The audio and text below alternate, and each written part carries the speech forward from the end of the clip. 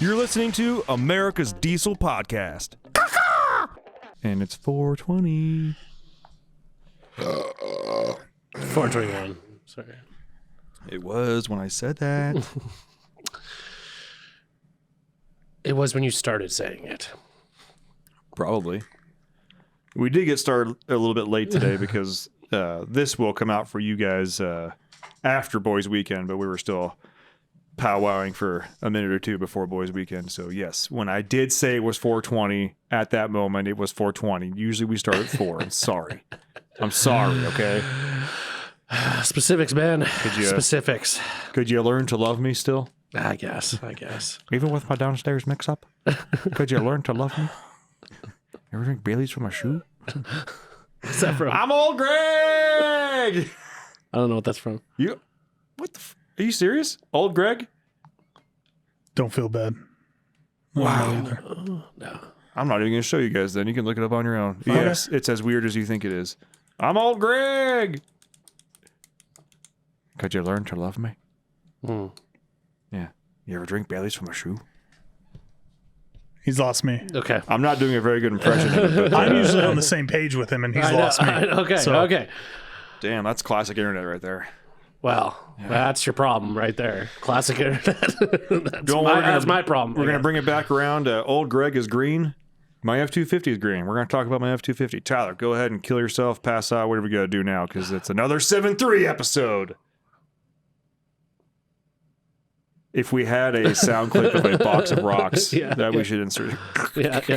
Insert that there. But hey, everybody, accurate. That's pretty much it, yeah.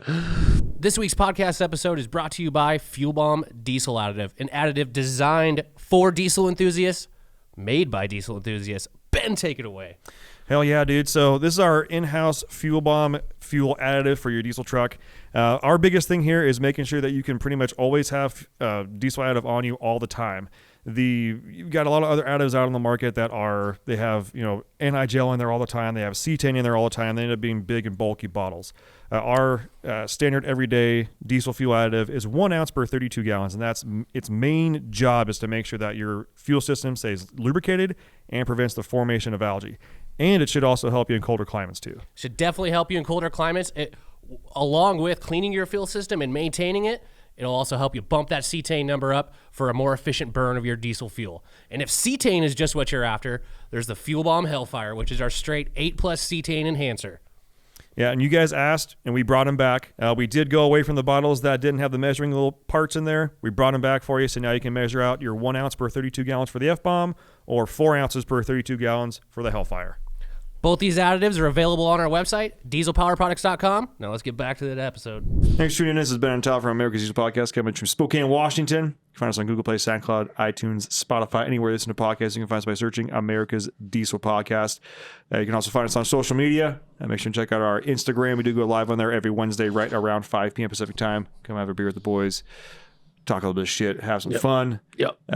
Tyler. Hold on. Before we get into reviews. Yeah. It has become apparent that I have not sent out enough stickers. Yeah. I hear you. Dick. Of the day that we're filming this, which is May 3rd, this episode comes out on May 16th. Before then, I will make a Facebook post. All those that have not gotten stickers, I will make that situation go away. Notice I didn't say I'll get you stickers. Yeah, I'll make the situation go away. Now that I have all your names, no. I'm just kidding. No, Blocked. I will definitely get you guys taken care of. My bad. Basically. Tyler, reviews. Oh, yeah. Reviews. Let's keep those reviews coming in. We're moving up in the ranks. We greatly appreciate it. Leave a review. You didn't do your regular intro, so he hasn't mentioned all the podcast platforms that you can listen to us on. I totally did. Did you? I totally did. Did you hear that? Google Play, SoundCloud, iTunes, Spotify. I didn't hear any of that. Well, you just said it, so it's all right. Anyways, Jeez. Whichever one you listen to. It's the first one of the day, man. Shut up, Ben. God. Leave a 5-star review on any of those platforms that I mentioned just now. Screenshot that review and send it to podcast@dieselpowerproducts.com, and you might get a sticker from Ben. Capital M. Might. It's a very, very slim chance you'll get it, apparently. Apparently so, man. Like, I thought I was doing pretty good. I wasn't. I was wondering why the reviews just went to shit. No. I'll get it figured out. Don't worry. And if you are placing orders on the website, which is dieselpowerproducts.com, and if you need parts, you can go there. Make sure in the notes section, which it's very hard to find sometimes, but there's a one-line order notes section. Type in the word podcast, or if you want to leave a special note, some of you have been leaving very spicy notes. Yeah. I'm going to read one right now. Let me guess. It's about me liking hot dogs. I did see quite a few today. And sir, if this is your comment, I literally haven't even looked up your order yet. This was messaged to me just earlier today, and I haven't had a chance to. But on the order note, keep in mind, this is like on his receipt. Yeah. So everybody sees forever. So everybody that touches this order here sees this note, which is actually kind of funny. It says, I hope this order monetarily supports Tyler being able to buy adequate amounts of glizzies for him to guzzle and be satisfied. Jesus Christ, people. I sent my review on March 24th with a picture of my truck, but never received a decal. We both suck. Would it be possible to include it with this order? Ben recommended this hitch on the Wednesday live stream. Hell yeah, dude. I'll get you some stickers. And I'm going to put a raw hot dog in your order. We have one. I purchased glizzies today for our boys trip. And damn, they look good. I didn't know the Polish were that stacked. Polish do not fuck around when it comes to They do glizzies, man. not. I'll tell you what. Can't make much of a baseball or soccer team, but they make a great glizzy. Fact. But yeah, make sure you write podcast in the order notes section. Receive nothing monetarily, as you may have just figured out. But should an issue arise with your order, we do pay special attention for those. And Except for stickers. Except for apparently stickers. Soon to be stickers. And we usually try and make things happen should an issue arise with that. Lastly, make sure and like and share all that kind of good stuff. Yeah. All right, let's get into this episode. Okay. So, if you've been time. if you've been following along the registration and parts saga on my new to me 2000 F-250, I have some good news for you, and it's a good news for me. Yeah. So, after going rounds with the local DOL guy, who is a freaking angel, by the way, I'm gonna figure out a way to buy this guy some beer or something. I don't know. He's been so helpful. I think he wants to take you out on a date. I will take him out on a date. I think he wants you to. I've never heard of a DOL employee be that like I have his cell phone number. Has he sent you any like pics? Like like anything suggestive? We've sent pics back and forth, but they're usually at forms. And he's just like, yeah, send me that form. Fuck yeah. Oh my God. But anyways. That's a nice form. Yeah. Is that on 8x11? So I went in a little while back. Yeah. And a couple weeks ago. And I was like, all right, you know what? It's just not going to happen. I'm not going to be able to get a hold of this guy. Let's just proceed with the lost title process, which is not lost because he has it. Because I lost it. Because I blocked out the price on it and wrote a different one in. It can't be used, even though I have a bill of sale. Yeah. So it's just because the word to the wise. I know a lot of you guys have already heard this, but if you're on an official document like that, don't ever block anything out. Just cross it out. Yeah. They still have to be able to read what you crossed out. Yeah. You can't read what I crossed out. I blacked the fuck out of it. Well, I think typically just one line through and then initial. Exactly. Yeah, and if they need any more proof, they do a certificate of fact, and 2 people sign off on it, you're good to go. I'm an idiot. And so I was like, all right, well, it's not going to happen, so let's get this going. He's like, okay, so you got to do this, and this. I have to go get it inspected by Washington State Patrol. I have to come back and get a trip permit so I can go get it weighed and then go take it to get inspected. And then once I get all that information, I bring it back to the DOL, and then they submit it. And if it works out, then I get at least a license plate with tabs. And then in 3 years... 3 short years. 3 short years of title. Yay! So I left there. I was like, fuck. Well, this is my life. If this is the consequence, I got to pay. That's what I do. So I went home, and I had taken off work early that day just to go handle all of this. Because actually, my son had a school function that day anyway. So I was like, I'm just going to take off an hour or so early and just go get this taken care of. And So I go home and I'm like, all right, so I got to book my appointment. And oddly enough, my appointment for was this morning. Was it? It should have been this morning, actually, the day it's filmed. So I make my appointment, and I shit you not, within 10 minutes, previous owner texts me back. Actually, I'm sorry, he calls me back.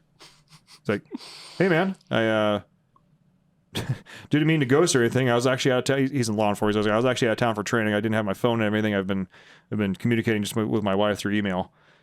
Didn't mean to ghost you. What's going on? Do you not have your phone? I don't know. There's like no phones. Maybe. I have no idea. I don't know. I know a lot of like field exercises that I had to do. Like we couldn't take our phones out with us. Who am I talking? I never had my phone on me. Yeah. And so I was like honestly in shock. I am so glad you called me. He's like, is everything okay with the truck? I'm like, truck's fine. I'm like, no, nothing's okay. But yeah, I mean, if there's any way, like, I will meet you anytime, anywhere. This sounds so gay, but like, you name it, I'll be there. Yeah. Like, I'll even bring coffee. Like, I whatever. Yeah. And I explain the situation. He's like, oh yeah, that's easy. Hang on a second, because the Idaho DMV is appointment only, and I believe you have to have an Idaho state ID to make an appointment. Yeah. He was like, hang tight, and he like calls me back like 30 seconds later. I'm like, great, this guy heard. Now he heard the issue. He's never going to call me again. Yeah. Calls me back. Cool, I got an appointment set for Friday at 8:45. Does that work for you? I'm like, yeah. Like, I love you. Yeah, love you. yeah, Okay. yeah. I love you. I love you. Yeah. And yeah, so we met up at 8:45 with the Idaho DMV and walked in. They did all the paperwork, and there was a title on its way to me with Easy my name peasy. on it. Like, Easy peasy. $14 later. Yeah. Good to go. So yeah, that was a huge weight off my shoulders. I bet. I was, like I mentioned before, I was worried I was going to be married to this truck forever, which I'm not opposed to, but I just didn't. You never want to, like, the whole idea with this truck was that if I needed to sell it to like get some extra cash to like put a down payment on a house or something like that, Yeah. I could at least get rid of it. Right. And I pretty much would not be able to if I didn't have the title. Yeah. So Unless someone would be okay with the whole 3-year thing, which most people would not be. Yes. Or if I had to sell it, I would have been selling it for pennies on the dollar just to get out and have some cash. And that would have really pissed me off, especially because knowing I bought it for $6 and I've already put some money into it. Right. And to get out of it quickly with no title, I probably would end up selling it for like $3. Right. Yeah. When with a title, it's still easily at least $6. Yeah. Like, just that would irk me for the rest of my fucking life. Oh, yeah. Guaranteed. So, that is currently being mailed to me right now. And I did some more work on the thing, got it all cleaned up a little bit more, did a belt tensioner on there, and took it out for a drive. Took my son to the park, and it's making a weird noise. I'll be honest. I mean, the AC works. The cold start issue's gone away. You know, it still tracks straight, does all that stuff. It was making a hell of a noise, and I didn't notice it till we got to the park, and I backed up, and I noticed things just got quiet, and I thought it shut off. I was like, oh, that's weird. So I backed up and put it in park, and the noise came back. I was like, what the fuck? I put it in neutral. Noise is still there. I'm like, this is not okay. Yeah. Put it in drive, went forward. Noise is still there. And I was like, oh, okay. Well, I guess it's just a new noise. Put it in reverse, get back in the parking spot, noise goes away. Can you explain the noise? No. I was about to try and make it, but I can't even make it. It's imagine that like imagine all of the bearings on your accessory drives. Like, so on your tensioner, your alternator, all of those bearings have just like they're dried up and toast. Yeah. But so kind of a whining, kind of a metallic-y whining, but loud, very loud, and it goes away in reverse. And I'm like, okay. So, but I mean, the truck drives and runs and shifts fine, starts fine. Like, if you stab it from a get go, like it doesn't take a while for the converter to lock up or anything like that. And so I brought it home, and later that weekend I was like, okay, I'm gonna try and get a little bit more in tune with this noise. You know, maybe there is something I'm still missing on the accessory drive. Yeah. The only thing I hadn't done was I hadn't replaced the actual tensioner. Yeah. I cleaned and lubed the bearings on the pulleys on it, but not the actual tensioner, right, which I already had. Yeah. So I was like, okay, first thing I'm gonna do, I'm gonna get up in the morning, I'm gonna swap the tensioner in there, see if the noise goes away, just because I have it. Right. Might as well. Yeah. Nothing changed. I'm like, okay. And so I, get my little stethoscope out and my long flathead screwdriver and just start putting my ear, trying to see if noise gets louder or noise doesn't, whatever. And the front of the engine, it's all pretty much the same level of noise. Right. So then, and this is actually one of the nice things about it being lifted. You know, I can stick my entire head in the wheel well and get almost like my face on the manifold. Right. So I'm like listening to the front, and I start moving back, and I start moving back, and I start moving back further and further back towards the bell housing. And like the sound is definitely coming from the back of the engine, possibly transmission. I'm like, okay. I mean, these things are known to have flex plate issues and other kind of stuff, but I figured if it was a flex plate, I don't know. I never heard of a bad flex plate. So Yeah. And also the fact that it only, like, it goes away in reverse has thrown me for a loop, right? Yeah. And the fact that it's not, like, so I take the inspection plate off and just look at it before I start it. And everything looks to be fine. And I know, and I'm sure you 7.3 guys like, oh, it usually cracks around the bolts and you can't see the bolts when it's bolted up. I know. Yeah. I know. But just, I'm going through the steps here. So I'm looking at it and everything seems fine. Okay. So I go to start the truck and it's noticeably louder without the inspection shield on there. I'm like, huh. To the point where, like, I had to wear ear protection to crawl underneath it and look at it while it was spinning. Yeah. And I was just like, oh my God. And it was still, I had earplugs in, and it was still like deafening. To the point where I was worried my neighbors were going to come out and like start getting really pissed at me. Oh, I also, yes, I checked the fluid. Yeah. You know, topped it off, made sure everything was good there. And I didn't even get a chance to get a picture of it or a video or a sound or anything like that. But I'm watching it, and the flex plate seems to be spinning pretty true. And everything looks to be stock. And like on my creeper, like I rolled back towards the back of the transmission, and it's definitely not as loud. Yeah. I'm like, okay, so it's coming from the front of the transmission. So I start, in my mind, for some reason, I immediately go to pump. For some reason, I think the transmission pump is toast. Yeah. Well, because when you're in drive, it goes one way, and then when you're in reverse, the engine rotates the other way. So. Yeah, precisely. Yeah, it kicks the reverse cog over. Doesn't do that. That's a joke, by the way, guys. Okay, that's a joke. The engine stops and restarts in reverse, and that's how you get reverse. Yeah. But didn't a snowmobile do that when they started putting reverse in snowmobiles? there have been a couple of like old, I want to say like they were like motorcycle or generator engines. I thought snowmobiles did that when they first started putting like reverse on snowmobiles. The engine like would stop and then restart in reverse. I mean, if it's a two-stroke, I could see that happening. Yeah, I don't know. There's no problem with doing that. Yeah. Yeah. Haha. Yeah. It's kind of hard on a four-stroke. But Yeah. And then it goes backwards. Right. Anyways. Well, I don't know anything about snowmobiles. Never mind. I know jack shit about that. Why am I talking about it? All I know is they sound rad. They're super expensive. Yeah. And they look like a lot of work. They do, but they look like a ton of fun, but just a lot of money and work. Yeah. And just like boats. Like boats. Boats. A little Midwest on us there. Sorry. Just more beer. Hang on. So I've been doing some research on the interwebs, and I've been trying to find people that have posted videos of 4R100s or just 7.3s of cracked flex plates. Yeah. And I'm hearing them, and I'm hearing torque converter issues, but I haven't heard anybody with a failed pump. And I don't know what it sounds like, so I started looking up symptoms, and almost all of them are like drivability issues, leaking, this, that. And I'm like, it doesn't leak a drop of trans. It shifts fine. Yeah, because you'd think if it was a pump, you're going to lose some pressure. Yeah. So your shifting is going to be all out of whack. Yeah. And I haven't. I started looking up transmission like pressure gauges so I could hook up to it because I like diagnostic equipment. You know, I like old trucks, so I figured now's a good time to buy some. And I still may very well end up doing it just to verify before I pull the transmission. Yeah. But I'm like, man, something doesn't sit right with it being a pump.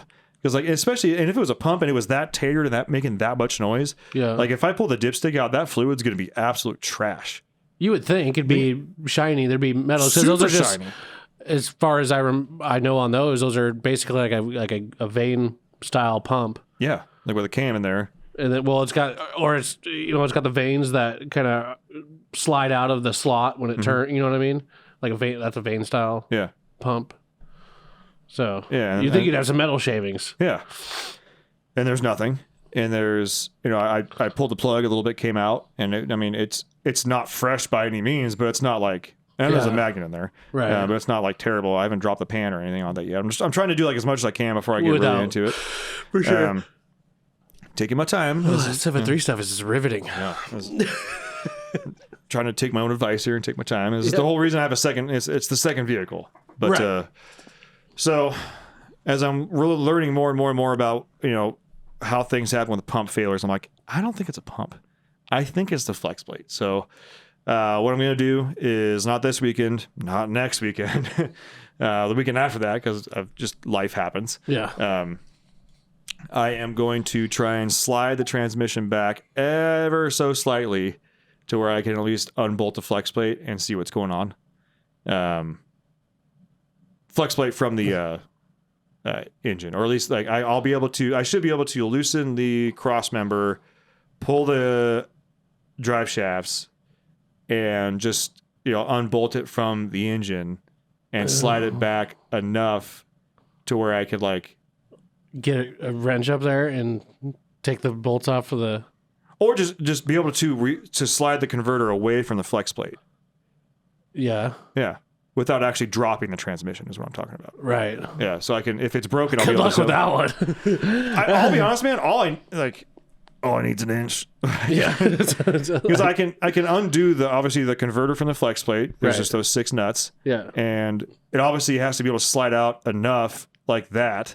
And I figure if I, loosen the transmission cross member, maybe unbolt the transmission from the actual cross member so it can slide on the cross member, and just get it back enough. Like I'm dead serious. Like I'm just to look to see if it's like that cracked. Yeah. Because if it's that bad, I should be able to see it. And I got a mirror and I have a borescope, and I should be able to get up there and really have a good look. Yeah. Because if it does end up being that, I'm just gonna go buy a BD flex plate and throw it in there and see what happens. Like I'm not even gonna try and replace the converter if I can get away without actually fully pulling the transmission, because truck doesn't fit in my garage, so I'm driveway slanted. It's not gonna be fun, and I don't have a transmission jack, which I should probably get one. Well, I mean, it could be something internally in the transmission. It could be too, which I'm fully prepared for. But before I do that, I just want to get a visual on the flex plate. For sure. Because I feel like if it, and there's also, they have planetary gear issues on 4100s. But the thing is, it'll do it in park. It'll do it in neutral. That planetary should barely be moving. Right. In park or neutral. Right. And there shouldn't be that load on it. And it's the same noise when I'm driving, the same noise stop. It doesn't get louder or quieter? Nope. The only time it changes is in reverse. See, that's weird. And see, that's the thing where... Because even with reverse, that thing is spinning at the same RPMs as it would be in drive park. But it just has another gear that is engaged. Engaged. So maybe it's putting tension on there and causing it to not have that much noise anymore. Yeah. Which I don't know. But I figured the very first step, like I'll put it this way, if it fit in my garage, I would have just already dropped the trans. Right. Like full on. But I know that I'm working with, a slanted driveway. So I'm trying to be smart as much as I can. And I don't have a ton of time. And I'll be honest, if I pull the transmission, it's going to be really hard for me not to want to put some money into the transmission before I put it back in. Right. And as well, if I pull the transmission, I'm doing up pipes. And then I'm going to do a pedestal. I'll do a turbo. Do you want to know my guess? And I'm not going to try to be a Debbie Downer here, but I think it's something internally. It could be. I think because if it stops reverse, there's nothing that changes from reverse or park other than what's a gear that's being engaged in the transmission. Mm-hmm. Otherwise, the flex plate's still moving the same exact speed. So if the noise goes away with reverse, that makes me feel like it's something internally in the transmission. It probably is. Yeah. I'll just pull the fucker. We'll see. Just pull the fucker. The thing is, if it was the flex plate, though, it would happen in reverse too. The noise would be there because the engine RPMs are the same. I more so just kind of want to see if I can check the flex plate without actually pulling the transmission. Just for my own knowledge. Oh, sure. Check it on your way on it out. I would just take it out. Yeah, we'll see. Take it out, drop it off at John's, and tell him just to put it back to stock. Yeah, it's not like you're building this thing for high horsepower or anything. No, I would just have him do your special sauce like this. Yeah, yeah, that's cool. That's what he's gonna do. That's probably what I'll do. But again, like I know that I would be mad at myself because I do. Just with what you're saying, though. Yeah. It can't be the flex plate. Like it can't be. I don't hear so I feel like I would have. Okay, first things first. I need to record it, and I need to send this information over to John. Because for all I know, he's going to see that and go, "Oh yeah, third gear sprack, right, 100%." Right. I just don't think it's a flex plate because, again, reverse isn't changing. The only thing that's changing is inside the transmission. Engine RPMs, everything's the same. So if it was a flex plate, that noise is going to still be there because it's still moving, just like it would be in any other gear. Sorry. I don't mean to do That's okay. I'm still going to try. But it just started making this noise? Like, when you drove it home, you didn't... So maybe you didn't notice it? It had accessory drive noise. But you thought it was just accessory drive stuff. And there were very noisy things like that alternator. Like when I pulled it out and spun it by hand, it was like, I was like, okay, that's definitely not helping. So you had multiple noises going on. It may have been masked by it, but I did not notice it. And I drove it like all the way from Hayden, stopped and had lunch. So I had time to heat up and cool down. Yeah. I didn't notice any of that or anything. Which, but this is like this is not against the seller or anything like that. Like, again, I know I'm buying a 20-year-old $250,000 truck. Right. I didn't notice any of it. Didn't hear it. Didn't feel it. And even when I test drove it, like immediately on startup, you could hear the accessories. Yeah. And I drove it by myself. I left Mark there with the guy. I went and test drove it by myself for probably 10 or 15 minutes, and it was not a cold morning, but it was definitely not warm by any means. But I got everything up to temperature. And I romped on it a little bit as hard as you can. It was 7.3. Take my own advice on that one. Woo! Yeah, did you feel that?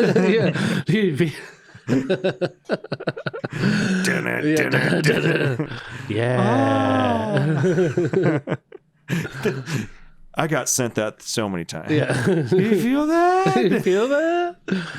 Well, hey, you'll have a good transmission by the end of this. And I'll probably have a good turbo by the end of this.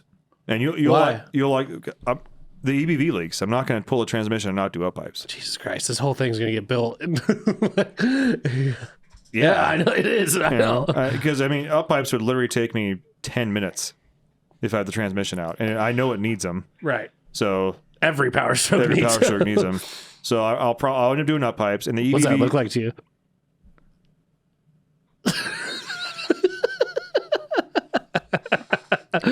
Is it fit in your pocket? Kind of looks like one, doesn't it? Yeah. We're looking at the foam on the top of Tyler's cup. It looks like stuff. A lot of people chase it. People chase it. Some people keep it in their pocket. Yeah. Anyways, the transmission's out, and the EBV's leaking. Oh yeah. There's virtually no way for me to do an EBV delete without jostling the up pipes enough to where they leak. Right. So I'm going to do up pipes. I'm going to do a pedestal. Up pipes, pedestal, turbo. And if I have the turbo out, but so here's the thing with the turbo. The turbo is a strict one way or the other. Yeah. Okay. Because again, I'm not trying to dump a bunch of money in this thing. So the turbo, we either get the $80 rebuild kit, and that's it, or it'll be like the KC stock plus turbo. Yeah. Nothing wrong with that. Because you can get the rebuild kit that makes your stock turbo the stock plus. Okay, well here's the thing. Yeah. So as you start looking at that, I priced all this out. Yeah. Okay. So as you start doing that, because I have an extra cartridge. Yeah. I've acquired an extra cartridge. Yeah. Because I'm an acquirer of old shitty parts and trucks. So I've been wanting to build that one and just kind of have it on hand. But as I start pricing it out, so the SXE 300 upgrade kit. Yeah. Not the center section, but the upgrade kit. Right. Will end up costing, once it's all said and done, about $450. Okay. Okay.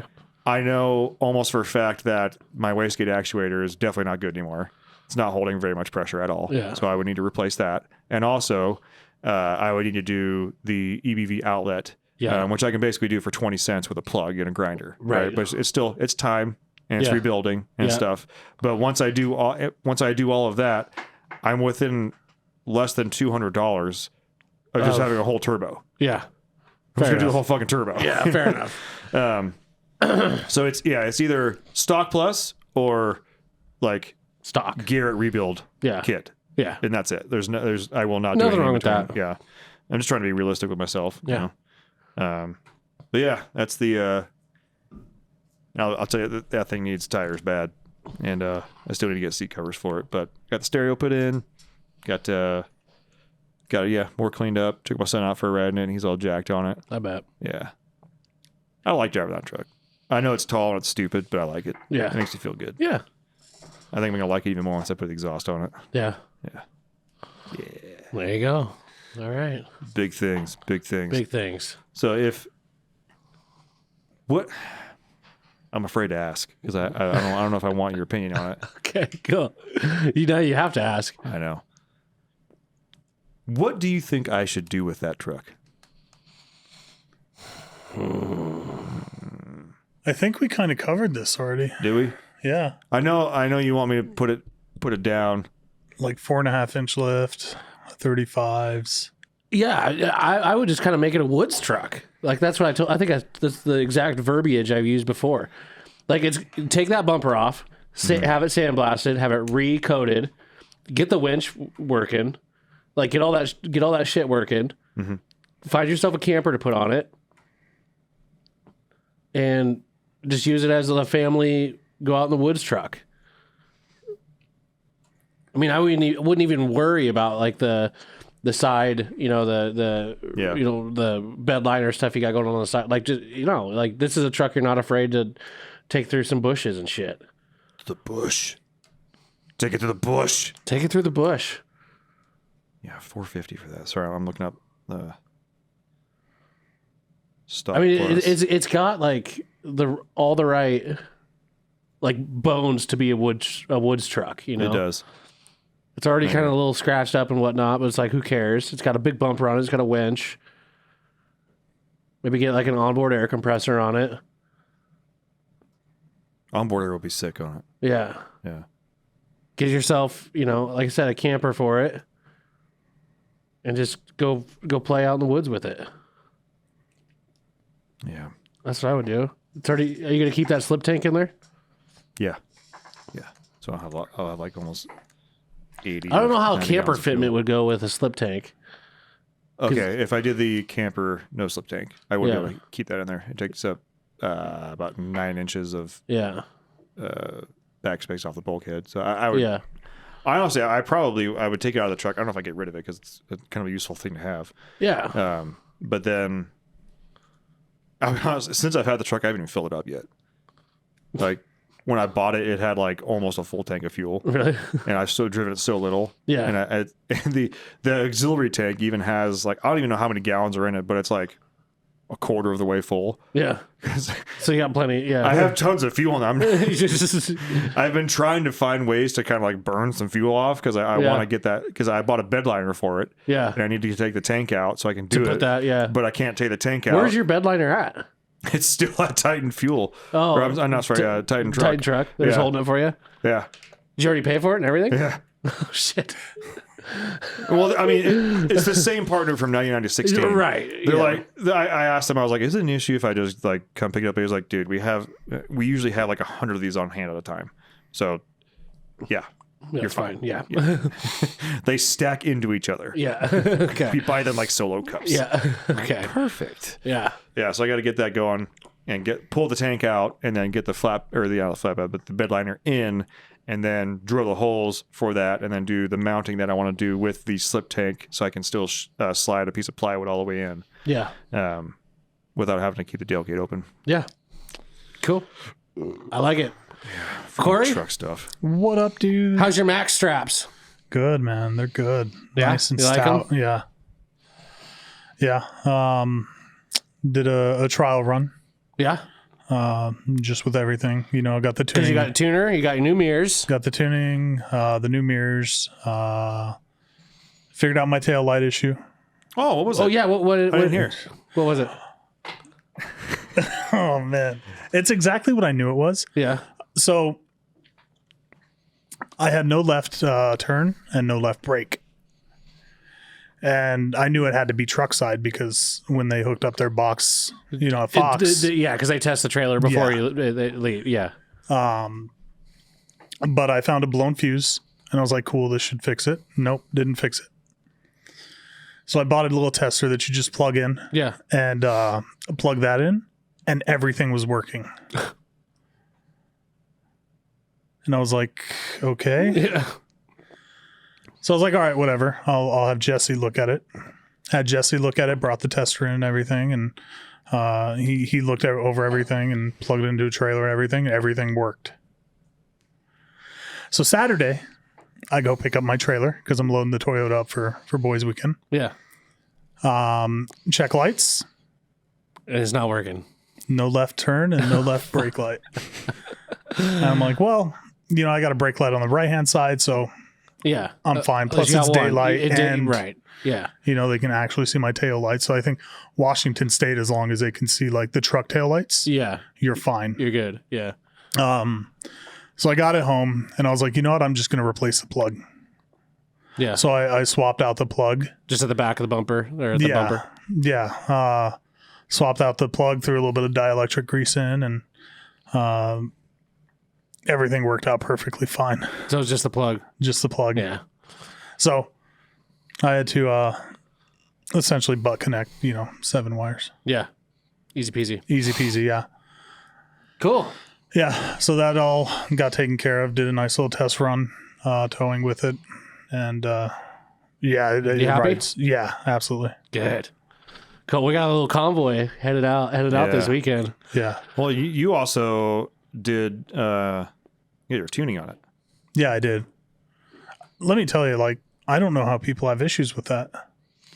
I think people have issues with it because they come from the diesel world, and because tuners in the diesel world add so much more horsepower than diesels in the gas world. Yeah. And so people get dissatisfied or unimpressed when it's only 10 horsepower. Right.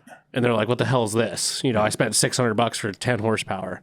Yeah, I can say as far as cuz I've always taken I've taken a couple calls about the monitor. Yeah. How it doesn't shut off or, it freezes, but I had that issue the first time I started up. I connected to my Wi-Fi at home and updated. Yeah. And I had no issues. Yeah. Yeah. And it's super easy. Yeah. Hell yeah. Ready to go. Well, and so you did some edge tuning on that. What's your impressions thus far? The LIO meter's telling me better fuel economy by half a mile. That's good. I mean, for driving 15 miles a week. Yeah. And already having that improvement. Plus some of that was towing. I'd say, it's a pretty good improvement. How's it feel? Driving, it feels smooth. So smooth. The wife can feel the difference in the passenger seat. So. Hell yeah. Hell yeah. Did you hear that, Mark? It's wife approved. Yeah. It is. Wife approved. Wife approved is a big thing. Yeah. Yeah. I don't think my wife's ever actually approved any of my vehicle purchase, vehicle parts purchases. My wife doesn't care. She's either doesn't care, but if it turns out to be a dumb idea, then I'll hear about it. Otherwise, it's I think maybe it's been twice that my wife has ever actually complimented a part that I did. Yeah. One of them was, and it was totally not worth it because it was worth it, but not worth it. So after I did 37s and Carly on my first excursion, I just manhandled a curb. Yeah. At proper speed, just bounced over it. Yeah. And she was that a curb? Yeah. Yeah, it was. Wow. Yeah. Yep. That's what $7,000 suspension and $2,000 tires will do for you. Yeah. She kind of looked at me and I was like, hey, we can do it again. Yeah. And then did that turn you on? Did that? Yeah. I mean, she's looking at me probably it's part of our house down payment. Yeah. You asshole. Yeah. And then the other one was when I did the touchscreen stereo in the excursion I have now. Yeah. The fact that it has Apple CarPlay and it's nice and it's it makes it actually feel a lot newer. Yeah. She's like, I like that. That's really cool. It makes it actually makes it feel, Yeah. I think she said it makes it feel not 12 years old. I was like, well, good, because it's 22 years old. Yeah. Oh, wow. Yeah. Wow. Yeah. And now she has actually asked me to do the stereo in her Escape. So I'm slowly getting part numbers together for that one because it kind of scares me. Yeah. I'm sure there's just plugs and adapters. There are plugs and adapters. But what I'm really waiting for is I really like my Kenwood unit. Yeah. And it's been discontinued, but Kenwood hasn't come out with the replacement at that price point yet. Yeah, yeah. Because usually, like when car sale plays go, they'll like start from the top and work their way down. Right. And so this is basically the nicest touchscreen you can get. I'm sorry, the lowest cost touchscreen that still actually has buttons. Yeah. So it's not all just touchscreen. It has buttons and also has Apple CarPlay. Yeah. That's what I was looking for. Right. So I'm waiting for them to come out with a new version of that, and then I'll get that for her. There you get go. all the parts in there and whatnot, because she originally told me, she's like, I just want to be able to connect my phone. That's it. Yeah. I don't care. And I was like, well, I mean, if you want to do that, like, there's some real cheap touchscreens out there. Yeah. Yeah. But part of me is like, if I do that to her and she gets in mine and she's like, well, how come the Apple Maps shows up on yours? And I'm like, because mine was $650. Yeah. Yeah. Well, how much was mine? 112. Yeah. But it's the same brand with a touchscreen. Yeah. I know. Shut up! You get what I give you. You weren't specific enough. But yeah, I don't want her to like. I feel like she would actually benefit from the map portion a lot more than I do. Yeah. Yeah. Well, cool. And also, I don't want to be like have to learn a whole new stereo for it. Right. So I don't have to like, babe, the back speakers won't work. I don't have to be like, okay, I will go to where is that? Go to fit. What do I press? Go access. What? Where is that? I'm trying to drive. I can't do this right now. And the kids start crying, and I'm just like in the background, like, oh no. Yeah. So that's my goal for that one. But ladies and gentlemen, that is about going to wrap this one up. I'll be honest, 100% transparency with all you listeners. Yeah. It's Boys Weekend week. Yeah. I can't keep I know this is coming out after Boys Weekend, but like me and Tyler have done. I mean, we're working, but like every time we see each other, it's just like, gosh, one more day. Dude, one more Boys day Weekend's down. coming up. I see Corey. I'm like, Corey, Boys Weekend. Yeah. Yes. The excitement, like it's it's gonna be a good time. And I am so freaking excited. Super excited, and preemptive thank you for any of you listeners that happened to make it out. Yeah. I hope you guys all had fun. I hope we all had fun. I hope we all made it. No one died. Nobody died. Foreshadowing! Like, shut up. Yeah, shit. Now we're all gonna die. Yeah, we'll be fine. Anyways, all right. I'm good. Appreciate you guys. See you on the next one. Bye.